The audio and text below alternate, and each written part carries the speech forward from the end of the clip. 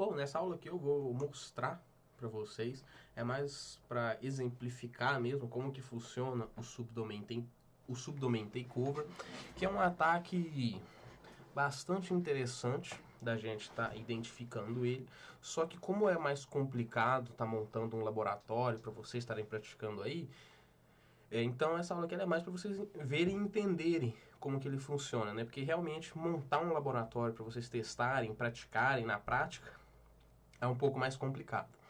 Vamos entender como que o subdomain takeover ele funciona. Nós já temos o nosso script aqui que a gente fez na aula passada, né, para identificar subdomínios.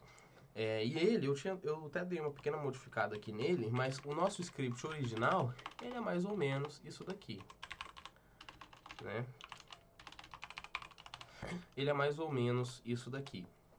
Quando a gente roda ele, por exemplo, shbf subdomain terra.com.br, ele vai identificar os possíveis subdomínios. Possíveis não, ele vai identificar os subdomínios que existem ali dentro do domínio que a gente está testando, né?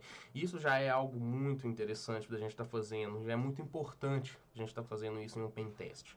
Só que também a gente precisa verificar os alias desse domínio, né? Ou seja, os cnames desse domínio. Por exemplo, eu vou pegar aqui o terra e posso usar, por exemplo, o host.t cname e passar o terra. Aqui ele fala que o terra não tem nenhum cname. Só que eu poderia também ir verificando os subdomínios, né, para ver se existe algum subdomínio aqui com algum cname. Então, para fazer isso de forma mais simples, eu vou simplesmente modificar o script e vou passar aqui um T e pesquisar por cname. Então, é basicamente o mesmo script de brute force. Só que ao invés de identificar subdomínios, eu vou identificar subdomínios que tenham um alias. Então, eu vou remover o grep e vou deixar o comando dessa forma. E se eu posso, agora é só rodar o comando. O script subdomain. Vou usar o terra mesmo. E repara que aqui ele já dá alguns resultados, né? Como alguns falando aqui que ele não encontrou e alguns falando que ele encontrou. Para ficar mais limpo, eu vou filtrar usando o grep. Grep, na verdade, pipe, grep, alias. Porque em todo domínio que existe, ele tem o alias. Quando ele não encontra, ele não tem alias. Então é basicamente assim que vai ser o meu filtro. Dessa forma, eu consigo identificar todos os alias que esse domínio tem. Mas o que é esse alias? Esse alias é como se fosse... O que acontece? Quando eu acesso, eu vou dar um exemplo aqui de um domínio aleatório, por exemplo, esse. Quando eu jogo no browser esse domínio aqui, o que na verdade eu estou acessando é esse domínio aqui. Então é como se quando eu acessasse esse domínio, ele buscasse o conteúdo que tem dentro desse cara aqui e jogasse para mim.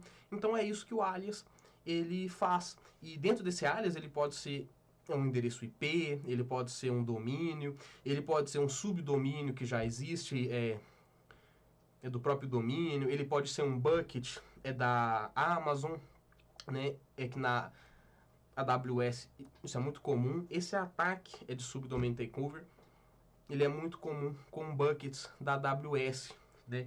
Só que não é exclusivo. Muitas vezes o cara ele coloca um alias aqui, um subdomínio lá que é do github.io. E quando aquele domínio ele não está registrado, a gente consegue registrar ele. E para vocês verem isso, eu preparei um ambiente aqui, ó, que é o sapagamentos.com. Quando eu rodo aqui agora o script de subdomain takeover, ele identifica que existe um subdomínio chamado admin lá dentro do SA Pagamentos e que ele na verdade ele é um alias, porra desse cachorro, e que na verdade ele é um alias para esse domínio aqui, ó, 4D3358.com. Eu posso deixar aqui rodando, só que ele não vai encontrar mais nada, então eu já vou finalizar, né? Então aqui a gente já consegue identificar que ele é um alias para um outro domínio. E se a gente der uma olhada nesse outro domínio aqui, a gente vai ver que ele não tem um IP, que não tem nenhum IP apontando para ele. A gente pode até verificar com um RUIS aqui. Se a gente verificar o ruído aqui desse domínio, a gente vê que ele não está registrado, certo?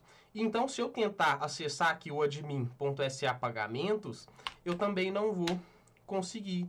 Ele vai falar que ele não conseguiu encontrar o site. Então, eu posso usar disso ao meu favor. Se eu ir, então, em qualquer serviço de registrar domínios, porque nesse caso é um ataque em cima de um domínio, mas poderia ser em cima de um bucket do Amazon, aí nesse caso eu teria que ter uma conta na Amazon para registrar esse bucket. Se fosse no caso do GitHub.io, a mesma coisa. Eu posso verificar se o domínio ele está disponível.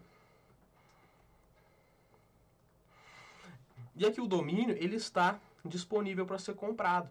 Então, se eu comprar esse domínio, cadastrar ele e apontar para um endereço IP, quando qualquer pessoa acessar o admin.sa pagamentos, ele vai cair, na verdade, no meu site falso. Então, eu posso preparar todo esse ambiente aqui. Bom, então aqui eu já comprei o domínio, certo? 4d3358.com. Se a gente for acessar ele aqui, ele já dá aqui um oi. E eu posso editar também, né? Aqui eu tô dentro do servidor onde ele está rodando. Tem um index HTML aqui.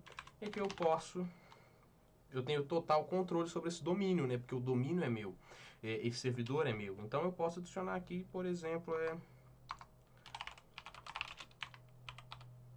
takeover, rapaz.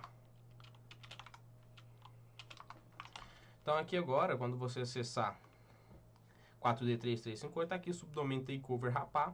E como agora eu tomei controle desse domínio, como o admin SA Pagamentos utiliza ele como alias, quando alguém for tentar acessar ele, vai cair direto no meu domínio subdomínio takeover. E aqui poderia ser qualquer coisa, que poderia ser, por exemplo, uma página pedindo login, dependendo da configuração que o serviço que o servidor SA Pagamentos estiver configurado, eu poderia evoluir isso daqui para um ataque de XSS, por exemplo. Vai depender, cada caso é um caso. E já tiveram diversas falhas desse tipo em plataformas grandes. Se eu não me engano, o Banco do Brasil já sofreu com isso.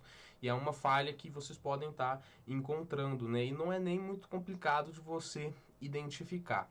Então é basicamente assim que funciona o subdomain takeover. Resumindo, se tem um alias, se o domínio ele tem um alias para um outro domínio e esse domínio você consegue registrar ele, você tem a falha de subdomain takeover. Se você não conseguir registrar o domínio, você não tem a falha subdomain takeover. Então é basicamente assim que funciona.